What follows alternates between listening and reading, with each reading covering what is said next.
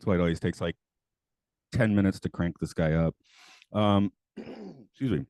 I guess we should just plumb on into this because I actually have to do another one that well, 10 for me, 8 for you. Yeah.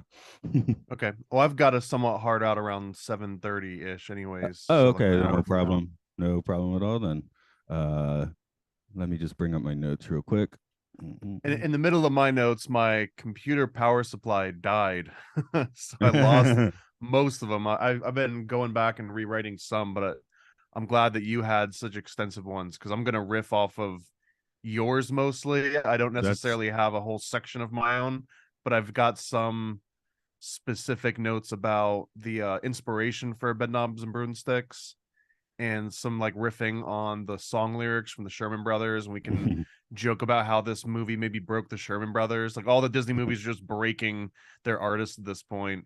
And then just lots of fun speculation for Gnome Mobile, okay. which was honestly was my favorite of the two, but we'll get into that. Yeah, yeah, okay. I had a nostalgia kick, but yep, let's go into this then. Welcome to the Occult Disney podcast. It's where we look into the hidden Mickeys behind the mouse of magic. That's I don't even know what that means. Okay. Hi, this is Matt here. As always, joining me is Thomas, the paranoid American. That's How's right, it paranoid as going? ever. That right on. Okay. We're doing a shorter episode, but a twofer. Putting a we're gonna start by putting our toe a little bit outside of animation with the Gnome Mobile. Although I guess technically it has animatronics. That was kind of cool. Um, And this was a special request that was well worth it, I think. yeah, yeah, it's an interesting detour. And the other one is Bedknobs and Brooms. I want to say Boomsticks. Thinking about Army of Darkness or something. Bedknobs and Broomsticks, which has a little bit of animation, I guess. I Becomes want to fully watch the animated. hybrid. I definitely want to watch the hybrid that you just mentioned, but knobs and boomsticks. I'm already thinking about it. They show up on their trans-dimensionally traveling bed and pop a cap or two in folks. Yeah, I'd like to see that. And deadites. Or just in the middle of um the West End or something. That'd be fun too, I guess. They can still keep the Nazi theme, honestly. Now all of a sudden it's versus the Nazis. Oh yeah, yeah, and then to get a Castle Wolfenstein sort of vibe Yeah, or something. man. I can go I'm for I'm that. already I'm already into this. I'm already invested. So obviously this is a frontline Disney production of the time, and I'm going well, both of them really, but more so with the No-Mobile. I had straight up never heard of it before until you brought it up. So Me either. It had just recently come up and it was on a conspiracy um little podcast that I was doing with some friends, and they mentioned things I'd never heard of. One was No Mobile, which was the easier one to track down.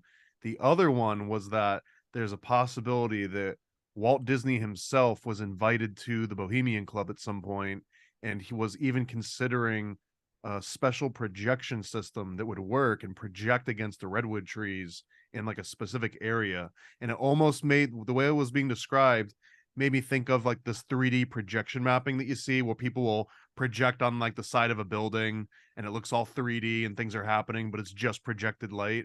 It almost sounded like a crude earlier version of that, but for whatever reason, it likely did not happen. And Walt also went and joined or created his own little secret society that was almost counter to the Bohemian Grove. So it feels like there might have been some kind of a falling out. I dug in deep to try and find more about this. I couldn't, but I did come back with the Gnome Mobile, which I feel is still a decent sort of little booty that I got to bring back as a victor. I wonder if that kind of projection technology did eventually end up. I was just I haven't been on it because I haven't been in Florida for years. But there's the Runaway Railway, which apparently has a lot of like basically plain surfaces with 3D projection. So that might be like the ultimate version of that. Not a movie, of course, it's a ride, but I want to learn more. If I find anything else out about it, you can be sure I'll bring it up at some point. that and I think Rise of the Resistance as well. It's the sort of thing where you go through a room and then you go to a smaller room, turn around, and the projections have made that first room into a completely different setting. So that's cool. I haven't experienced it myself though. I just watched the YouTube videos. It's Have you almost been? like one of those VR experiences where they can tell when you've turned your head completely around. So then when you turn your head back around, they can just spawn a completely different world without you really perceiving the change. Exactly. So, and then you're on the trackless uh ride vehicle. So it sounds cool. Next time I'm in the States, I'll maybe try and get down there and do that. But um, yeah, I wonder what would freak me out more, being in a room with all those projections by myself, or being in a full running It's a Small World by myself. I'm not quite sure which one would be more disconcerting. I get, just lots of light and flashing, and yeah, I don't know. This movie's pretty chill though. I don't, in a way, I guess. I mean, it certainly has that like Sunday afternoon, I'm mildly bored feel to it. It felt like it was put together with a bunch of B-roll or like things that were shot in between other things that didn't give as much attention. It didn't feel like a fully qualified movie that everyone really put their heart and soul into. And I don't mean any offense to anyone that's still alive that was involved in the making, but it absolutely felt like a not even a straight to TV, but so almost like a freebie. Like this would have been something that they just gave out to someone if they went and saw a matinee. Well, Ed Wynn, who was the Gnome King, I mean, he basically was on death's door making this. So this being his final film, and I think I've seen him show up in the Twilight Zone a bit too, because I've been doing those. We get the creepy factor because our Mary Poppins kids have returned. Karen Dutrice and Matthew Garber. Yeah, And they're introduced as such on the title credits. I know, It's in a basically different just movie. it just says the Mary Poppins kids because it's like we know that you've never heard of any of these people before, so here's something that might give them a chance. Yeah, that's like when your reputation creates some horrible nickname that you can't shake even when you like meet new people, like And it's kind of true because I mean the kid died when he was in his early 20s in India from potentially hepatitis, it heroin said. or some. Oh, but yeah, no, that Yeah, goes there's with multiple heroin. stories. Yeah, there's a lot of stories. And then the girl didn't necessarily do a lot. She kind of just dropped out of the acting industry altogether. So they truly always were the Mary Poppins kids. Mhm. And even if you go and see them in No Mobile, they're still introduced as the Mary Poppins kids. So that's basically what their title remains in Disney lore.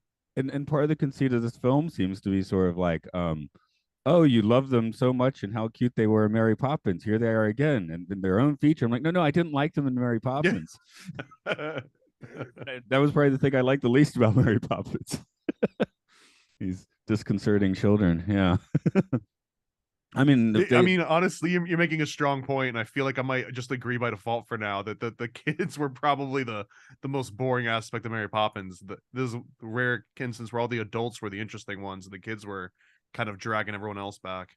I mean, this one definitely makes up for it with, gnomes and weird animatronics in a redwood forest. So I'll take that. It is creepy, and it has those connotations of they're definitely in Bohemian Grove because of the redwood forest. Like there's just you just have to accept that. But it also takes this really weird turn. Like first, there's almost like a philosophical crisis where there's no women left and there's this one young gnome and he has to figure out how to repopulate, and automatically I'm just thinking about like Book of Genesis or like one of those early biblical tales where you're like, all right, who's the least my sister right now out of everyone in here, who's least my sister? I went But darker then and thought the last act of 28 Days Later. It's not even the repopulating world. It's just England at that point. well, and this one was just this little section of the woods, apparently, which they haven't even really ventured out because they didn't go that much farther to find another huge little enclave of gnomes. I'm not sure what you call a gaggle of gnomes. Just makes them up. And then Nomenclature. they're just like, oh, nomenclature. Oh, I hate you. That's good. That's so good. But they just find like this huge swath of gnome women, and now all of a sudden it went from I'll take anything I get to pick your best out of like these 20 or 30 options. But I was also wondering how many of those are related. Like, are there that many families out there, or are they also sort of at the same crisis where like inbreeding is just one generation away? Well, I was trying to work out like if we are groving here. At first, I was like, oh, it's Five Oaks, the grove itself, and I don't know. They dance with the spirits of gnomes out in the redwood forest. Because what Five Oaks is the like the sanitarium, I guess, but I feel like that could be cover for your weird, rich guy get-togethers or something. Well, and I mean, it's so sparse out there that you would hear whatever was going on, but you might not even see it. And we only see a tiny little bit of these redwood forests, but they imply that they basically they own all of it, like everything there is to see, that he basically owns most of it, and that they've been clearing it out and I guess massacring these gnomes in the process. They don't show anything, but they definitely imply that it's been essentially like a gnome holocaust that's just decimated the gnome population, which kind of leads them into this situation where all of a sudden they're almost facing extinction. Is anyone ever actually taking down the redwoods? I'm pretty sure you can't now. I don't know. I've been to Muir Woods, so that's like my basically my image of this thing, If you got from that feet on Disney the ground. clout, I'm sure you can chop down as many redwoods as you want, though. Especially when this movie was made. Yeah, I guess being in the mid '60s, it might be a little bit different, but I mean, well, we got Vertigo where they're looking at all the rings of redwood. So at that point, already, people probably had in their mind it's a bad idea to chop these really old things down. Although someone had to chop that one down to show you the rings, so can't see the rings without chopping down the tree. You can't see the Nomobile without chopping down some redwoods in the process, I assume. Oh yeah, not down with the No Mobile song. I was like, this is a bad song. I don't know if you've seen the Fantastic Mr. Fox where they're having their hoe down, and then who does the James Cromwell? Someone does the voice of the rich old guy. He's like, stop it. He's like, that was a bad song.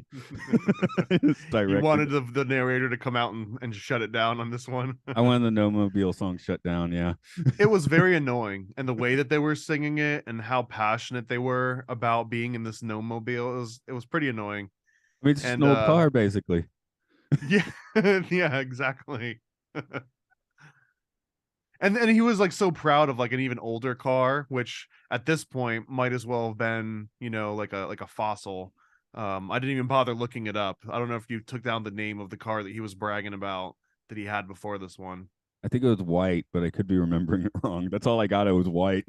Well, I do remember hearing my grandma talking about jump seats and never quite figuring out what that was. So it probably had a jump seat. Yeah, I mean he was all about it, and the kids didn't seem as impressed as anyone else. And then they burst into this incredibly annoying and overly rehearsed song where everyone was, you could see them like almost mouthing the words, getting ready for their part where they would sing in spontaneously. And I don't know, I just, musicals in general annoy me. So this one, it kind of represented some of the ways that I don't like musicals being incorporated. I loved Jungle Book musical, and I love some of the other earlier story. I think Sword in the Stone had a couple, maybe for nostalgia reasons. This one, though, I don't see any redeeming qualities about a single song that comes up, nostalgia or not. Yeah, I mean, in Bedknobs specifically, I remember one of the songs starting as the answer to a question. If someone asks you a question, you answer with a song. That's annoying. That's not cool. That's so Disney. Yes, it is very Disney. I mean, I guess it's very Broadway too. I'm not that knowledgeable of show tunes and stuff. Not things I tend to listen to. Although I I mean, did we're in bump. the thick of it with these movies that we've been watching. We're right in the thick of the cross between show tunes and Hollywood almost. Yeah, now that we've gone live action for a few for sure. So that is weird. Live action Disney films until I guess until Tron and probably including Tron have a weird clunkiness to them. I don't know if it's that the film crews weren't like as spit and polished maybe as the Paramount or the Fox people or what. A little bit of that, and honestly, both of these movies clunky for different reasons. To me, the No Mobile movie was clunky just because it really did feel like they were on a road trip between two different projects and decided to shoot a movie in between. So there's a lot of I mean, the songs are over rehearsed, but there's also some scenes that feel like they just kind of winged it, or maybe someone flubbed something. They were just like, like no one's expecting much out of this movie. We'll just keep it, just keep the camera rolling. But then Bedknobs and Broomsticks, that one felt like they had to step on an exact spot every 3 to 5 seconds, and they had to say things in like very specific times, and there was almost no room for any kind of that amateur feeling improv that we got from No Mobile. It was almost the exact opposite. Like it was over engineered. Yeah. Was it Bedknobs you wanted to hit song lyrics on, or did you actually want to look at the No Mobile lyrics? No, I don't really care much about the specific No Mobile lyrics. Really, the feather in the cap for No Mobile is just how incredibly weird and and forgotten this movie is, and that essentially it's a little bit crass, and that they're just trying to get this dude laid and just going on an adventure to get this little gnome guy hooked up. And then even when it gets to the hookup part, it's a little bit creepy about it because it's like, who do you want to take possession of? And then it turns into, oh no, and I quote the movie, and I believe this was completely out of cultural context, but it was something like, it's the she-male who chooses, not the male. And I believe they called the female gnomes she-males in the context of this movie. And then they all chase this guy down, and it turns into like a big obstacle course slash, like tag you're it kind of deal. And that's how, procreation essentially works. So I I don't know. wonder. It I was such wonder an if in interesting concept. '67 you were just supposed to say it not like she male, but she male. Like that's just they're like like, like email. yeah, like it's one word. Like they just kind of changed the fee to she, I right? mean, I watched it with the captions on, and it definitely had the hyphen in between. And I know it's not what it would have been now, but it was an interesting, because I couldn't figure out why they would, specify that. So it was just an interesting little quirk. It was a hidden Mickey. Also, in the crassness, I was thinking about like when he takes a fishing hook and the arse, that would actually be a pretty bloody mess. Oh, yeah. When he has to catch him, he's trying to get away. They have this caricature, sort of like evil, guy with the bowling hat, and I don't know. I appreciated how quickly the movie moved along, and it was very formulaic, and I kind of like, I was never questioning, is this going to end soon? It always felt like it was just about to end, because I don't know. It was definitely like on a straight course, and it followed this formula that I was comfortable with. Whereas Bedknobs and Broomsticks was a little all over the place. And Mm. actually, before I even get into that movie and the lyrics, because I do have some lyrics from it, you said that you've got some nostalgia ties to it, which I completely don't have, and I think this is inverted from some of the previous movies that we watched together. I'm gonna see if I can find an image of it real quick. I think I was very entranced by the VHS box for this one. VHS bed knobs. Um, Something about the box was very alluring to me as a child. See if I can find that. No, that's not it. No, that's a So is this newer one that one. you actually owned? I didn't. I got it multiple times from the VHS store. Yeah, okay, here we go. It's kind of tiny. See if we can get it there. Um, I guess well, I guess just the fact that it had like the cartoon characters and the people in the same shot maybe got my attention as a kid because that was still kind of a novelty, in the early '80s. I mean, Roger Rabbit was super exciting for doing that. So I guess it was, yeah, and I really loved Roger Rabbit too, and that came out. So I guess I just had a thing as a child for putting animated characters and real people on the screen together, and there weren't many options at this point in time, which is weird. I didn't watch I Mary almost feel Poppins. a little offended that you mentioned Roger Rabbit in the same sentence as this movie. Oh, that's a great movie. I took the floppy disk of the video game to my fourth grade class and played it for an hour before school every day in front of all my Roger Rabbit. classmates. Yeah. Did you ever play the NES version of Who Framed Roger Rabbit? No, I had the PC one. So So I don't know if it was the same on the PC, but in the NES version, if you went into the club where Jessica Rabbit was singing and checked under a table, it gave you like an 800 number that you could call, and it was like, call me sometime, big guy. And if you called it, it would give you some hint about the game, about like you can throw, dog treats at the dogs and they'll leave you alone or something. But it was done in Jessica Rabbit's voice. I always thought that was the most wild. I mean, this was pre 1985. This must have been like 85 or 86 at the latest. And it was just blew my mind that you're playing this game and then you could get up from the game and go and make a phone call and talk to the girl that you just saw in the game, in all of her 8 bit pixel goodness. Yeah, I think it's probably a couple years later in that though, because wasn't Roger Rabbit 88 or 89? I think. But anyway, we're going to be talking about Roger Rabbit at some point because that goes on this trajectory. So, I was thinking though. I mean, I had my plush Roger Rabbit as a kid. Did they make a plush Jessica Rabbit? I was just imagining some kid walking around with a little plush Jessica Body Rabbit. pillow. Yeah, that's what that basically becomes. What I hear recently, I think I heard someone said they put like a raincoat, like a not a rain, well, yeah, like a big raincoat, a trench coat on Jessica Rabbit on the Roger Rabbit ride, and I was like, oh, that's not cool. So the game was 89. You're right. Yeah, the NES game was 1989. Okay, but yeah, because everyone else had the NES, right? So they couldn't bring it to school and load it onto the school computer like I could with my PC version. So that's why it was cool. Well, that was before everyone was guaranteed to have a PC. That was And like then I one out of right, however many. and then I failed science class. I think I turned it around, but yeah, I remember yeah, in the fourth grade failing science class for a while. I don't You even didn't play remember enough why. number munchers. Something like that. I was too busy playing Roger Rabbit.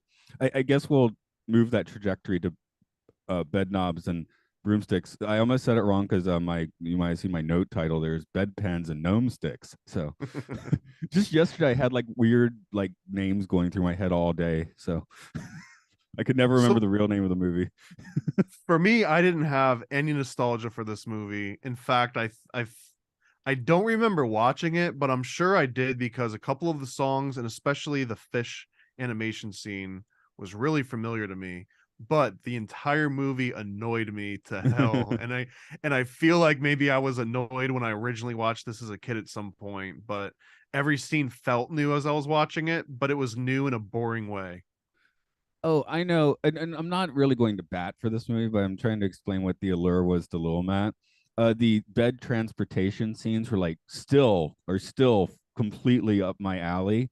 I hadn't seen Willy Wonka when at this point when I first saw this. I hadn't seen the Willy Wonka boat ride, so this was like probably my gold standard for this sort of thing. I watched This 2001 a lot as a kid too. I was like little 8-year-old Matt was like watching 2001 every like 2001 and 2 weeks. Bedknobs and Broomsticks. What an interesting alternates there. Well, I mean, it has the this similar effects for the flying over landscape stuff, right? As flying over the Jupiter moon or whatever it's supposed to be at the end of that movie. I mean, I was huge into Little Nemo because there was, I think, an adaptation that didn't get huge in the US, but I think there was like an anime adaptation of Little Nemo and then also the comics and again an NES game. So definitely Little Nemo. When I saw Bedknobs and Broomsticks, I would always think of Little Nemo and then wish it was as cool as Little Nemo.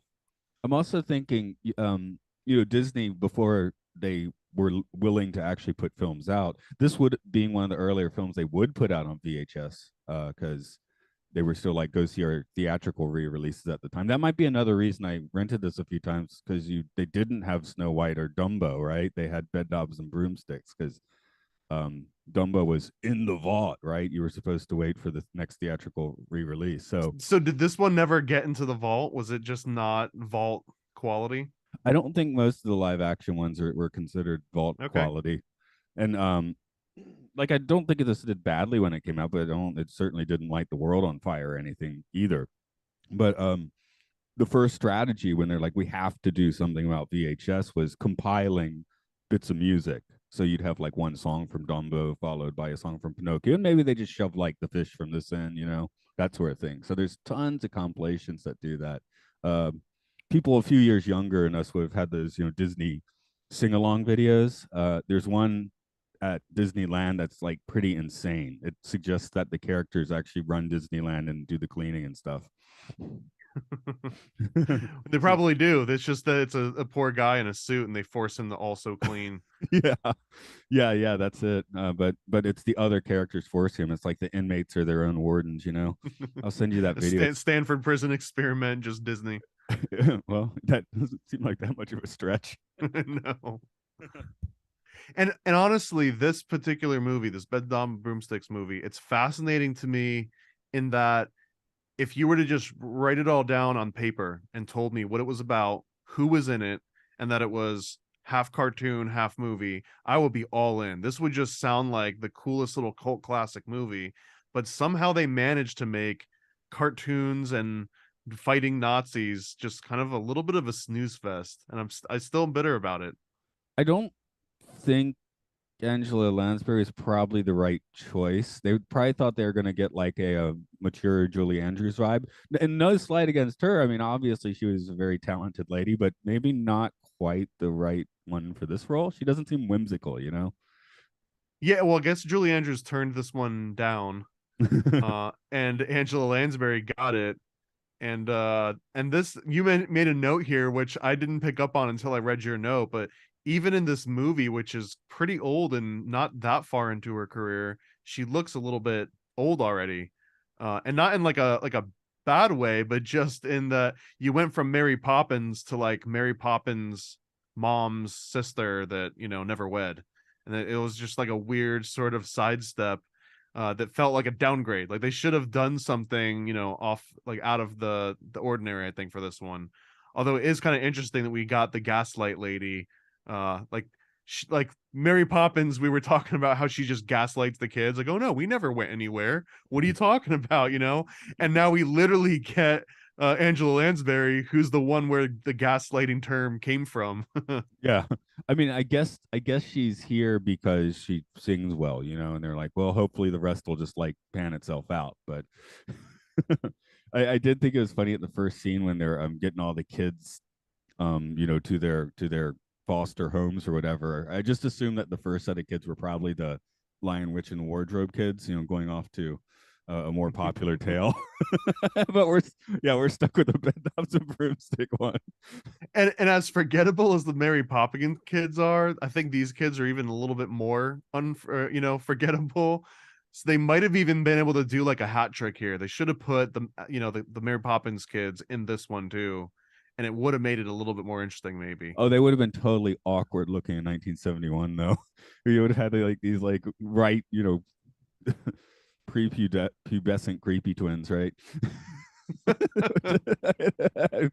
Of course, the one kid is, I guess, supposed to be just hitting puberty or whatever, because he's like, I don't believe in this stuff anymore, right? So, and then that's where she has to answer with a song. So, the other one, I was just thinking, like, you know, it's supposed to be this World War II, like magic and Nazis thing. I'm like, okay, yeah, like you said on paper, maybe it sounds good, but watching it, you're like, the fancy of this movie can't match the Crowley Hess magic duel. That's the movie I need to be watching. Well, so there is some interesting backstory to this, because the movie, in a very loose way, is based on Dion Fortune, and Dion Fortune was like a huge occultist, and one of the things that she was kind of, one of the interesting trivia tidbits that she was known for, is that she would cast all of these spells against Hitler for World War II. And this actually happened all across the West, which is a little unknown fact. But there was also this movie called The Seventh Victim that I think from, I'm gonna get the year wrong, but I think it was like 1943 or something. And this was a movie that was co-written by Bodine DeWitt, who was a personal assistant to Aldous Huxley at the time, and he was writing all these horror movies, and he was trying to get some background information and got linked up through RKO, the film company, with an actual Satanist coven, or what, that's what they called it in this memoir about DeWitt that I had read. And that he goes to this place in Greenwich Village, New York, like a nice ritzy upper class area, and it was all upper class Satanists, and that they all just kind of like where when he went up there, they were casting spells against Hitler. And when I read the bio for Dion Fortune, it was almost exactly the same, you know, same thing that she was doing, only she was doing it from over the pond, whereas this one was happening in Greenwich Village. So it sounds like there's this very real direct link to Dion Fortune, who was essentially the inspiration for Angela Lansbury in this movie. I mean, we still have that going on now, right? I mean, sometimes you'll see on Facebook or something where people are like, "Hey, at this time, we're all gonna get together and have the intention about this," you know? Oh, well, now it sounds, you know, it's a little bit more acceptable just because people find themselves a little bit easier. To me, I guess it's just fascinating that such like eccentric sort of belief systems still found each other off the internet, and big enough to congregate into like these large cities and have all this influence, and then in turn inspire Disney movies, which is why we've got this podcast talking about these interesting occult connections to Disney that just come out of left field sometimes. I mean, in a way, the multi-dimensional traveling bed is kind of like a analog internet, you know? It's like sending an email to Doctor, not Doctor, to our huckster guy. I'm missing his name. Um, because now you'd send him an email, right? So here you have to take a bed through time and space. Well, space at least. Well, and so those are the two sort of symbols presented in the title of this movie. The bed knob represents this magical teleportation device that can bring you to different dimensions and times and places. And then the broomstick is, not beyond just the witch's broomstick, which is the obvious one, but this one kind of represents being able to rise above like the physical world, or like put the physical world at your command, because now you can fly around and you can use this inanimate object as kind of like your token to this world. So we have lots of deep symbolism just in the title of the movie alone. Yeah, I mean, you have to sit there and think about it for a few minutes, right? It's a bit of a strange title. Nice alliteration. I keep, mumbling it into like different names, so that's kind of fun too. But yeah, I guess I It's think a I was little bit of a mouthful. It doesn't roll. Bedknobs and broomsticks does not roll off the tongue. I I guess I never really figured out what a bed knob is, even though it's obvious. Yeah, probably because my bed growing up didn't have any knobs on it, so it was confusing. Yeah, honestly, it seems like a dangerous accessory that no one really needs anymore. What is the point of a bed knob? Like, why would you even have one versus none? Aesthetics or function? Yeah, I guess you could need that for a canopy bed. I'm not sure. Do you put a I canopy? get, Does but that? there was no canopies in these ones, right? Yeah, yeah. I've never had any beds with those things. Oh, wait. No, last time I lived in the States, I think on our apartment we had a couple, not knobs, but it came up a little bit. So you spend enough time in your bed, you remember what some of them look like. So if you don't have bed knobs, then you've got no chance of traversing dimensions, unfortunately. So maybe Yeah, that's the reason. That's the reason why you want to upgrade. that's right. Yes, yes. And all witches and wizards need bed knobs on their beds, and they need though at the spells of Asistroth. Am I saying that right? They say in the movie. I think I'm just like spittering out I'll wrong. butch it as bad as you would. I would say like Astaroth. Yeah, yeah, that definitely stuck out as something of things we like to talk about these days. Weird old grimoires and things, right? I guess that counts as And a grimoire, is it? well, yeah, the grimoires are basically the magical manuals from the Middle Ages. And And I there do. there are some straight up incantations in here, because I can't even pronounce all the words again, but it's like Traguna, Macodes, Tricorum, Satis D, which is like the magical incantation that she's constantly saying. And that roughly, I mean, this was created by the Sherman brothers. It wasn't, as far as I'm aware, it didn't come from like an old Yiddish, grimoire. It was just the Sherman brothers kind of having fun, but they were supposed to translate to wood, metal, earth, water, fire.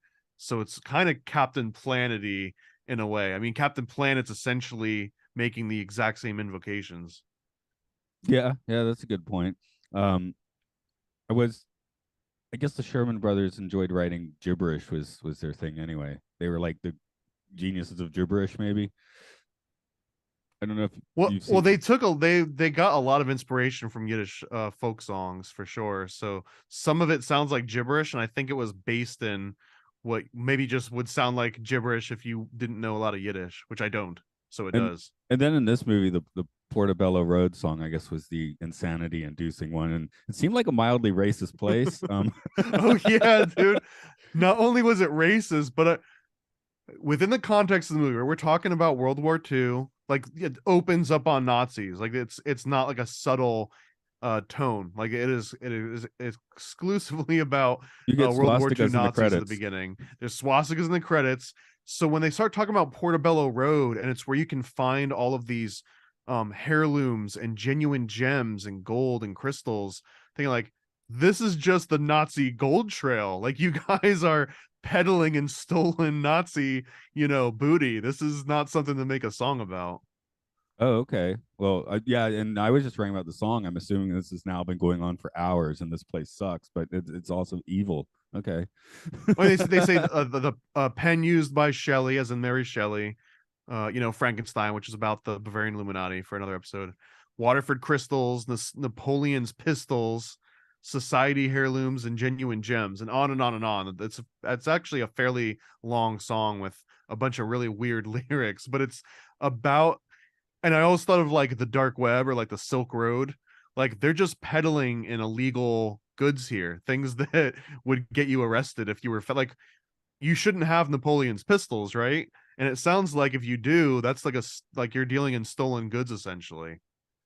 And I did think, there were several things here that also make you things that um J.K. Rowling would have brought into Harry Potter. Like there's definitely a Diagon Alley vibe here. Yeah. Um, weird hate towards certain groups of people. I guess that's here. But yeah, that in the incantations. I mean, obviously that's a really old thing, but definitely there's kind of a through line. Like this is like the world of Hogwarts like not functioning properly or something. And just to add to I mean, maybe I'm the one looking into this one, but to add to what felt like subtle racist undertones, this like fantasy world's called Naboombu, which is just the word makes me uncomfortable. Yeah, yeah, not too far from the Bureau, I guess, but yeah, I'm And trying to. I think it was just coming straight off a Jungle Book. It felt like something that they cut out of the first Jungle Book was calling the city Naboombu. Yeah, I was just trying to like take it in a different direction, so I don't feel as bad about it. So, but Nibiru, sure, why not? The animated section here isn't that long, but yeah, like you said, the fish. We basically see the king straight out of Robin Hood, which I guess was being produced about the same time. Isn't that the king from Robin Hood we see? Yeah, there was a lot of kind of recycled elements it looked like in this one. And I did a little digging. I was looking through the IMDb trivia and then following a bunch of rabbit holes, but apparently that particular scene where they'd had the animation frustrated Angela Lansbury to no end because she wanted to improv and she wanted to kind of inject her little stuff into it, but because the animation, I guess, had been done before the live action, there was absolutely no improv. You couldn't improvise at all because it would have thrown off all of the pre-done animation at that point. So I guess that limiting, creativity really got to her on this movie and it made it less enjoyable to her. Not good. She never did Star Trek then. Yeah. The show's being notorious for no improvisation. Please stick to the script. But yeah, it was a. Oh yeah, the shoes. I was like, we see those shoes for those animated shoes for a while after the main animated sequence. I was like, oh, these getting back to Roger Rabbit, which you don't want me to compare this movie to, but I was like, those must be like the shoes Judge Doom will murder in Roger Rabbit. I mean, it's a fine comparison because they are separated by what, like 20 years or so. Yeah, yeah. Um, we do want to talk about the song lyrics, of course, but I just wanted to bring up one other thing is the old man brigade kind of stuck with me. I mean, I'm sure that's definitely a thing that was happening at the time, but it's like the opposite of the children's crusade, I guess. The old men just stay at home pretending to be soldiers. Maybe, or it could have been like the Adventure Club. Yeah, yeah.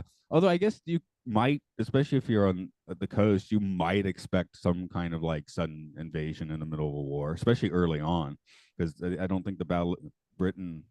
They say August 1940. When was the Battle of Britain? Before or after that? I don't remember. And I mean, this is tangential but related because there was another old men's club that got affected by World War II. Um, Again, on a little bit of a tangent, but like the Jekyll Island Hunt Club that was off the coast of southern Georgia, essentially on Jekyll Island, right outside of New Brunswick, I believe. Oh yeah, we And had that class trips was there. what's that? I had several class trips to Jekyll Island. Okay, so you know about Jekyll Island, and this is basically where the Federal Reserve was passed. They actually have a dining room called the Federal Reserve Room where they signed all the papers and they, did all their dastardly plotting. But the only reason that Jekyll Island essentially got shut down was because the government did not like the idea that J.P. Morgan and Joseph Pulitzer and the Warburgs and like all of the money in the entire country, the Rockefellers, didn't like the idea that they would all be in one tiny little consolidated place that was off the coast and perhaps subject to U-boats or just being taken out. So the government essentially annexed the island and took over it and told them, like, go make your club somewhere else. We don't need you guys getting killed and ruining the entire country and the economy. But that Even was now though, basically an because old man's club. I think also fourth grade was the class trip there. I think I was in the Boy Scouts. I think we took a trip there, and I do remember even this would have been the 80s or 90s, but basically when you're there, you do all your stuff on the south end of the island, and you don't go to the north end of the island. Like that was still kind of off limits ish. Well, until recently, and recently as in the last 10 to 15 years, they've slowly been, kind of fixing up the island. But for a longest time, you couldn't get there unless you got there illegally, essentially. And they had a big problem with people rowing over to the island and breaking into the homes and taking all of the old plates and the china and the dishes and stuff. But at the same time, it was completely neglected. So no one even knew if you were going there and taking stuff. But they've since refurbished all of the different major houses and turn them into hotel rooms and stuff. So Okay. it's definitely opened up way more than it probably was when you were in fourth grade.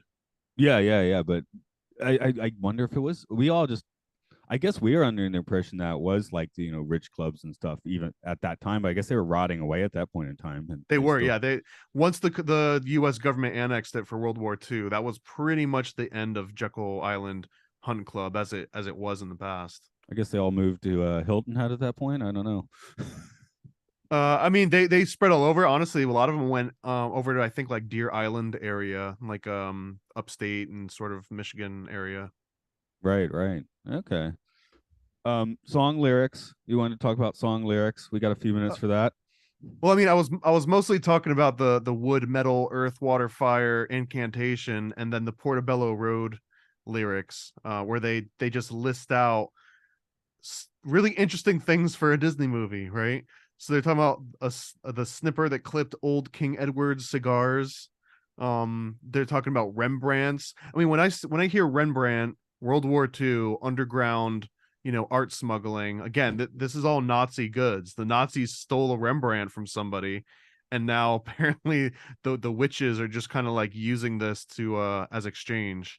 So they don't have the lyrics here, but I think that in one of the redacted versions there might have been golden teeth, which was cut for obvious reasons. They have a leather bound book of Attila the Hun. So like I don't know, it's an interesting collection of things that they're finding here and They the things that mentioned they're dealing in. they mentioned history of cotton as like a boring thing. I'm like, I don't know. I've never. That could be quite interesting if you get into it. I just don't know. I'm sure there's some fascinating tales behind the history of cotton. I once heard of you can read a book about the history of sawed, and it's enrapturing. Well, Disney has a Song of the South, right? So that kind of goes into that area. Yeah, I suppose. I guess so. Yeah, I don't know. I guess this movie isn't as just like straight offensive as people take Song of the South, but it seems to like touch on a lot more groups of people. I feel like there's Scottish racism in here. I'm like, okay, Yeah. that's interesting. I mean, they're part of the UK, yeah. Well, for now. I uh, I enjoyed the premise of this movie far more than the movie itself, and it made me.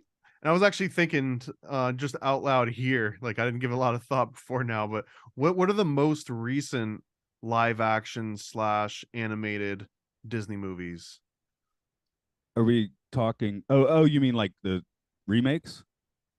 Yeah, like what's the most recent movie that had an actual live action person standing next to an animated cartoon character in the movie? Technically, I guess that would have been Pinocchio. And then I guess The Little Mermaid comes out soon. Is it a real movie? Is it just on streaming? I don't know. Have I watched any Does of these wait, since the does live does action Jungle Book? Pinocchio have traditional animation? Oh no, no, no, no. along. You mean Well, like that's hand what I drawn mean, like style? Roger Rabbit or Bedknobs and Broomstick style. Oh, okay, okay. That's a harder question, isn't it? What have we seen? It has to be Disney because after there were a few after Roger Rabbit, like, but not Disney. I think there was like Cool World or something. Yeah, the Cool World's the only other one I can really think of. Yeah, I I mean, mean, I I know guess there was a handful of like, niche ones, but as far as major motion Disney movies go, yeah, that's probably the end of the road because once CGI starts showing up, when that happens, it's going to be with CGI stuff now. So, I mean, sometimes you don't know if the movie you're watching should be called animated or not. You know? so Bedknobs and Uh, Broomsticks might actually be towards the tail end of these live action animation combinations. Yeah, I think that's part of why the VH box appealed to me because there weren't that many options. What else was there? There would have been a Saludos Domingo. No, the I can't remember the '40s ones mix or not. Yeah, so there aren't that many. I mean, that I think I did see Song of the South as a kid, and that was the appeal for me because obviously I wouldn't have noticed the subtext, right? I'm just like, hey, here's a bear and a rabbit on screen with people. That's cool. It does make me appreciate Roger Rabbit all the more when you see everything else that you can compare to it. It feels like that's the pinnacle of what can be done when you put all your Actual effort budget into it. into it. Yeah, I mean Yeah. this is not like a frontline movie. You know, that's part. Again, Disney has not figured out how to properly do live action yet in 1971. So, um, the formula just it needed money and like a good director, that sort of thing. And we didn't mention this one. I thought this was an interesting tidbit, but this movie was essentially the last major Disney movie that the Sherman brothers worked on. And from what I understand, and I'm sure I'm missing all sorts of interesting context and nuance here, but basically, Walt decided that the movie was too long based on some feedback that he got from theaters and business reasons, and decides to cut the movie back dramatically to a shorter runtime.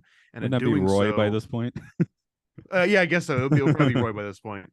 But at this point, Disney decides to make it short, and by doing that, they cut out the equivalent of about two Sherman songs, and they just do not like this, and I guess take a little bit of a stand over it.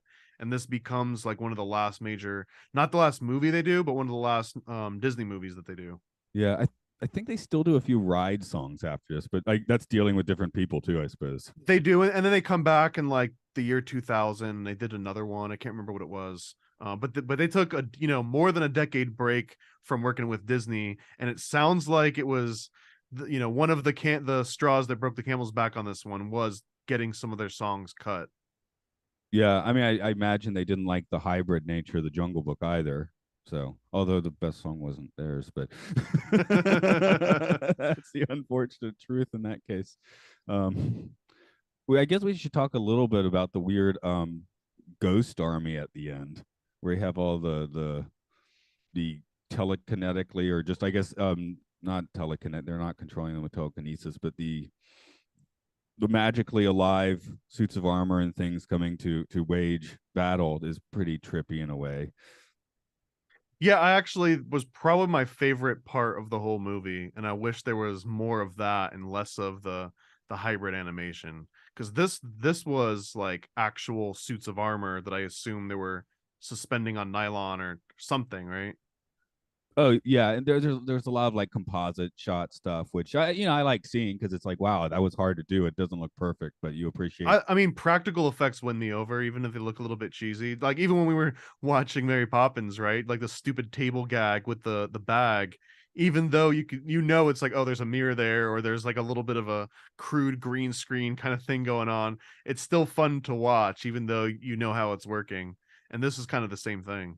Yeah, I mean, my note was what let's defeat the SS with whimsy. I mean, I don't actually think this was the SS, but saying let's defeat the German army with whimsy just didn't have as much punch to it.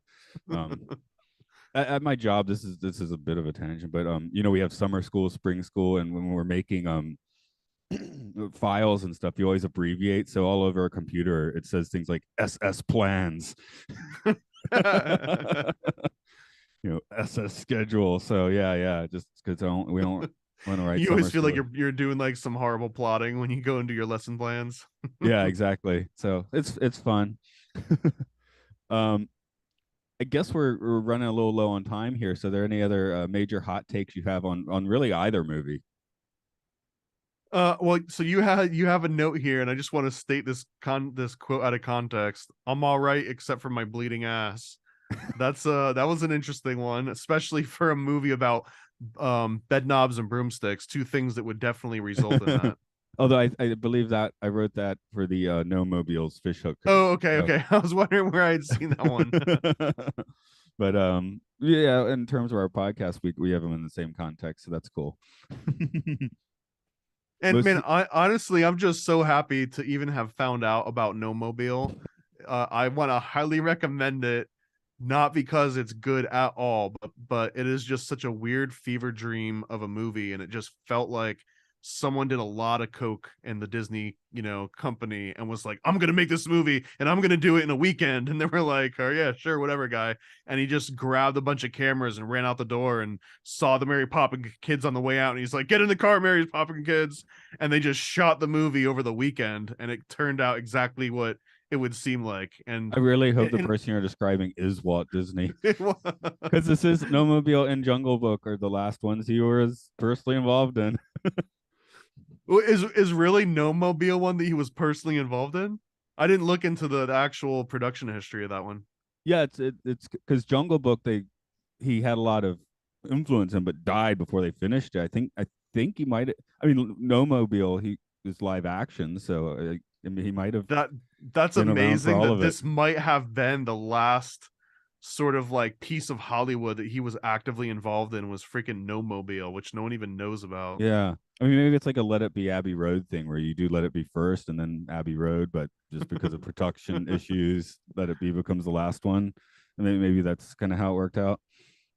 I would love to know more of the backstory, like whose passion project was No Mobile.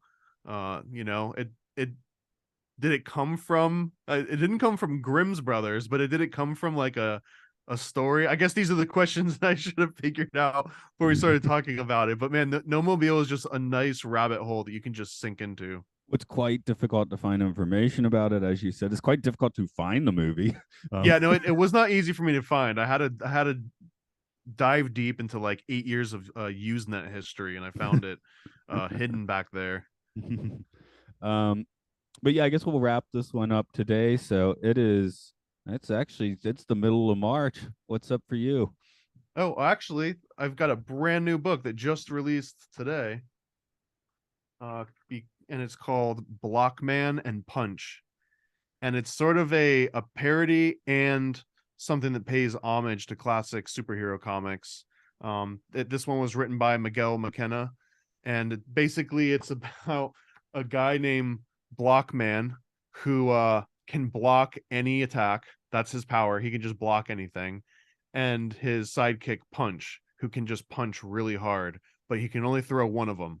But it's a really, really hard punch. And they basically go and have to discover and fight back against the Illuminati. There's also Nazis in the very first scene. So Just like Bedknobs and Broomsticks. well, yeah, because basically they find each other, they realize they have superpowers, and they're like, well, what should we do now that we have superpowers? Like, well, we have to go and find and punch Nazis, obviously. So it turns into surfing sharks. Then they find a guy named Sheldon P. Company, who is a turtle that actually runs all of the global conglomerates for the Illuminati, and then they go and find the Illuminati, and it's got all of the same characters you would expect to see there. It's a really funny read. So yeah, Blockman and Punch. That's the new thing that I've got promoted right now. Okay, sounds groovy. I think my mental image when we go Illuminati is still the Illuminati group from the Metalocalypse cartoon several years back. Do you remember Minority too? They had a really good one. Oh yeah. That I was watched another short-lived Adult Swim animation. Yeah, I watched. See, I watched too much Metalocalypse. So, um, as for this, it is Occult Disney. You can find us as such on Facebook and Twitter. We're under the Patreon podcasting umbrella of Podcastio podcastiest, where we're about to start changing some gears. We've been doing the Sci-Fi Sanctuary, and we're keeping the format, but changing the flow. Where we've taken the top 100 and bottom 100 rated movies as IMDb raters have rated them, and we juxtapose them. So we do the 100th best movie followed by the 100th worst movie, and work all our way up to number one. And that means we have to watch Human Caterpillar 2 and 3, but not 1. That's part of the thing. It's like, I'd never watched Human Caterpillar otherwise, I think, but Have you we're like, seen oh, the first one? no, that's part of the charm. Like, because it's not on the list, we're not going to watch the first one. We're going to go straight to 2 and 3. Okay. Yeah. No. Yeah. I mean, the first one is its own thing, man. It doesn't even fit in IMDb scale, but I Yeah, could see sequels just being, cash ins. I've already got a guest booked who definitely knows one for that one, so someone there will know enough. But yeah, as for myself, we're like intentionally not watching it. So anyway, we're getting that started in April, which I, I'm saying it live now, but I think we're going to go with the title Films and Filth, the Citizen Kane of podcasting. So that being the subtitle. And then you decide, okay, we just watched the film, so is it film or is it filth? So no John Waters on the top bottom. I mean, I love John Waters, but I just feel like you might find pink flamingos in there, and it's not. So we don't have to deal with the filthiest people alive, at least. Even though Is the that, room in there? Is the room in the bottom 100 anymore? oh, it is surprisingly not near the bottom. It's like 67 or something. Yeah. Citizen Kane itself is only like 87 best. So it's not as high on the list as you might think. Keep in mind, this is IMDb user ratings. My co-host hates the idea of rating things, so that's part of the conceit that he thinks that rating things is stupid. So anyway, that's upcoming, and then yeah, the first two are going to be Ikiru, the Akira Kurosawa film, and 2001, A Space Travesty with Leslie Nielsen. Those are the opening two movies. I didn't even know that was a movie. I have to look that one up. I remember, I mean, I've never seen it, but I remember seeing that it existed. I wonder if But it was one of his his QVC style like infomercial movies, like the golf one.